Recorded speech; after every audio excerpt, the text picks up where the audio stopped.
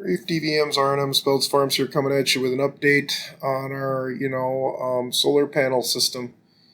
It's doing well. We're inside the goat barn here. The kids are doing well. Running a 15,000 kilowatt heater. These kids are quite comfortable. I've got LED lighting in here.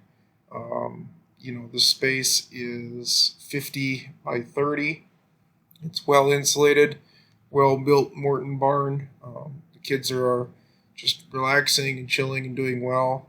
We've got a fan system to deal with humidity, and we're keeping the barn about 55 degrees. It's about 5 degrees out right now, and the humidity in here is, I think, at 47%. And this is all including the fridge, the freezer, the heater, everything. It's now all running on the solar panel field during the daytime, and the field is producing what we wanted. It's a 20 kW system, and although I wanted to build it bigger, I'm going to have to do it in steps just because of cost. So as I approach the barn, you can see the field there to the south of the buildings. It's doing quite well. Just had about 2 inches of snow the other night. Typically, I do not have to clean it off. It slides off the next day by about noon.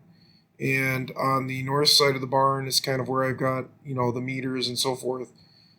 My electrical co-op obviously needed a net meter, but they also require us to put a meter on the system itself to see what it's generating. So this is the net meter.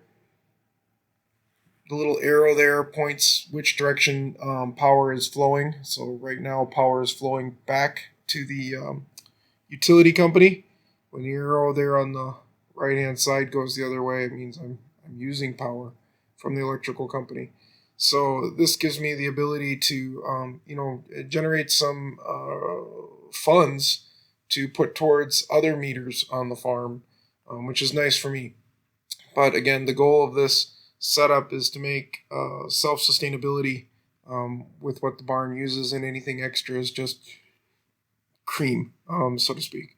The meter on the left was required. That is the meter that looks at the total production of the solar field itself, and then of course the main shutoff or the AC disconnect, and then we're required to put some type of labeling on there as to what the solar field looks like.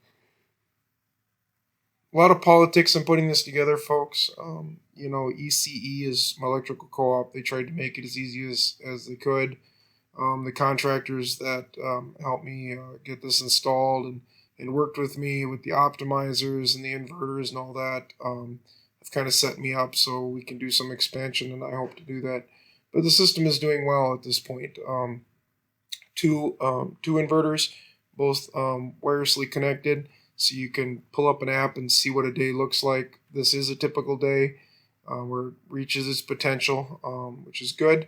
And then down here is a south view of what it looks like. And I know I've shown this in other videos, but again, now it's producing. It's making enough energy to supply the goat barn completely, and then on top of it, turn some cream for us.